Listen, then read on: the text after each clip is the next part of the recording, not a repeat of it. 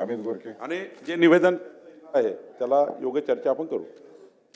1 August 2024 रोजी supreme कोर्टाच्या खंडपीठाने अनुसूचित जातीतलं वर्गीकरण आपल्या राज्यामध्ये जाहीर करावं असं सांगितलं। त्यानंतर महाराष्ट्रामध्ये बदर समिती बसली, पण समितीचा विलंब होतोय। त्यामुळं आज महाराष्ट्रातनं नागपूरमध्ये अनेक संघटना उपोषणाला बसलेल्या आहेत। तरी मी विनंती करणार आहे की हे अबकडं वर्गीकरण लवकरात लवकर जाहीर करावं। तसेच राज्यात जी मेगा भरती होतीये, जोपर्यंत हे वर्गीकरण जाहीर होत नाही तोपर्यंत ही मेगा भरती घेऊ नये। त्याचप्रमाणे बार्टीच्या धर्तीवर आरटी जी निर्माण झाली त्याला 200 कोटीचा निधी असताना फक्त 50 कोटी रुपये निधी दिला गेला। याकडे आपण लक्ष द्यावं आणि अण्णाभाऊ साठे विकास महामंडळाला भरीव निधी आजपर्यंत दिला गेला नाही, तोही लवकरात लवकर मिळावा।